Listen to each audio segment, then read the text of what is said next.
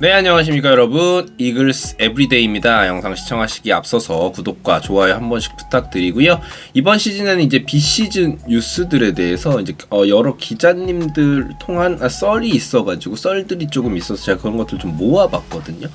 그래서 많은 분들이 궁금해하실 법한 것들, 저도 사실은 뭐 요거 이제 많이 서치해가지고 종합하는데 좀 쉽지는 않았는데 한번 살펴보도록 하겠습니다. 모든 게 이제 팩트는 아니겠죠. 뭐 썰에 의한 건데 이제 아무래도 현장에 있는 기자분들께서 이렇게 정리를 해주신 거니까.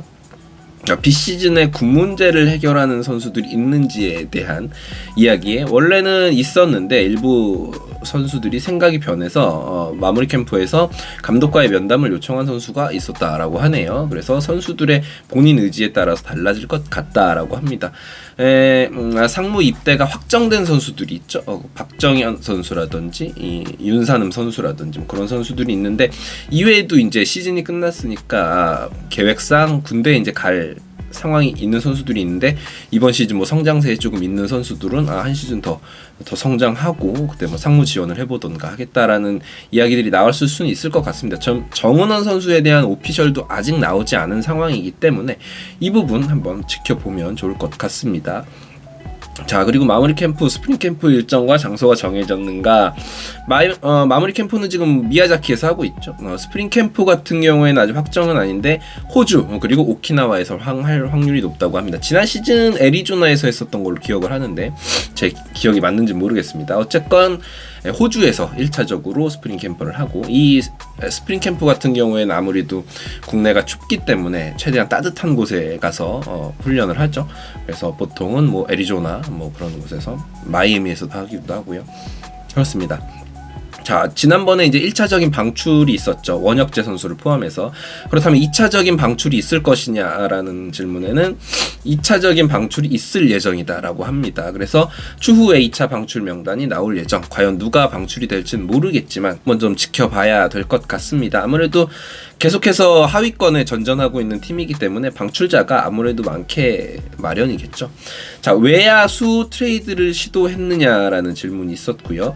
외야수, 시즌 중에 뭐 외야수 트레이드를 시도했느냐라는 이야기인 것 같습니다. 그런데 외야 트레이드는 시도는 했으나 쉽지는 않았다라고 합니다. 외야 자체가 아무래도 타 팀의 어떤 득점감 선수를 데려와야 하고, 하나이글스의 픽 가치가 높잖아요.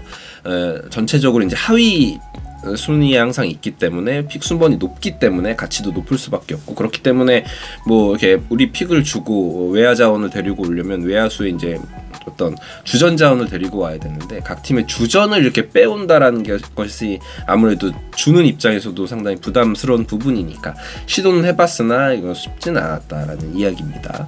자, 그리고 올 시즌 한화의 성적에 대한 내부에서의 평가, 뭐 프론트나 뭐 구단 내부에 대해서에 대한 평가를 물어본 것 같은데, 당연히 불만족하다. 특히나 아시안 게임 기간 동안 연패가 길었잖아요. 막 6연패 하기도 하고 뭐 그랬었는데 그때 막 점수 한창 못 내기도 하고 그렇죠. 그래서 그 긴 연패가 내부 평가에는 조금 악영향을 끼쳤다.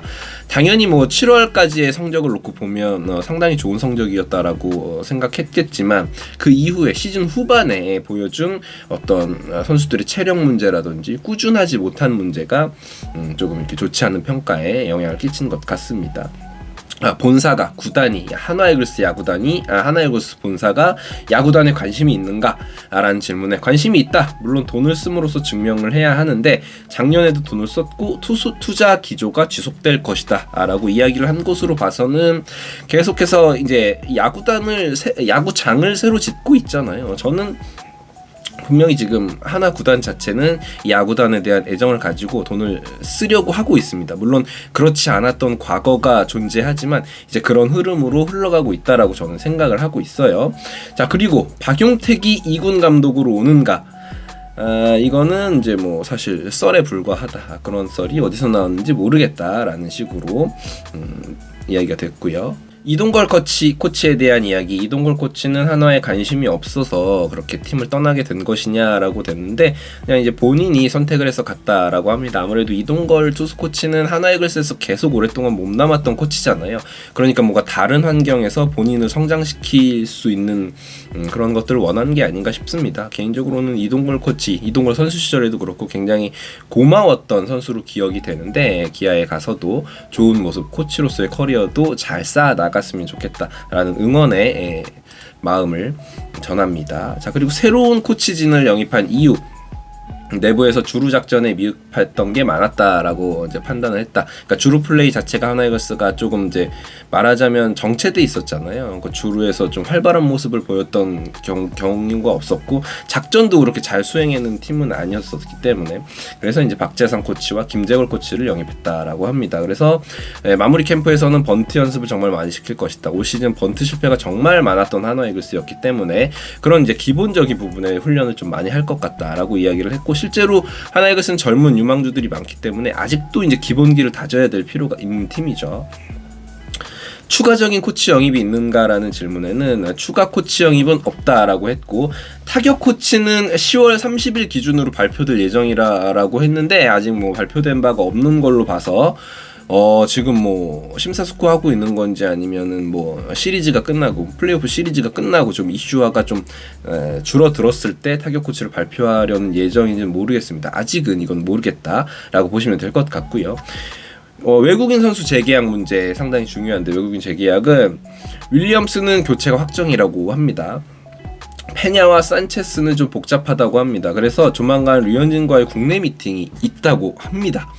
류현진 선수하고 조금 이제 심도 높은 논의를 할 것 같아요. 그래서 만약 류현진이 온다면 정말로 외국인 타자 2명 가능성도 열려 있다라고 하고요. 정리하면 산체 페냐스의 재계약은 류현진의 거치와 달려 있다라고 보고 있다라고 하네요. 그러니까 진짜로 외국인 타자 2명 이야기가 그냥 장난으로 나오는 모습은 아닌 것 같고, 류현진 선수하고 이제 만나서 이미 이야기를, 심도 깊은 이야기를 나누고 있을 테니, 거기서 류현진 선수의 마음을 최대한 돌린 이후에 외국인 투수도 좀 정리가 됐으면 좋겠습니다.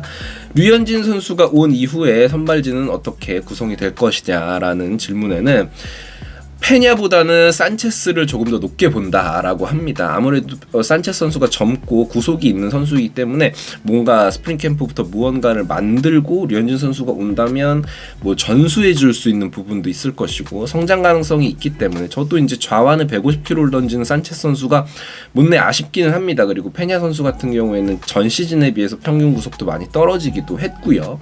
그렇기 때문에 류현진, 문동주, 뭐 김민우 선수도 있을 수 있고, 거기서 외국인 투수 뭐 여기에 이태양 선수, 그리고 황준서 선수도 선발의 한 자리에서 뛸 수 있는 어떤 후보군으로 본다라고 했을 때는 정말로 외국인 타자 2명 생각을 조금 가능성 높게 타진을 하고 있다라는 생각이 드네요. 그렇습니다.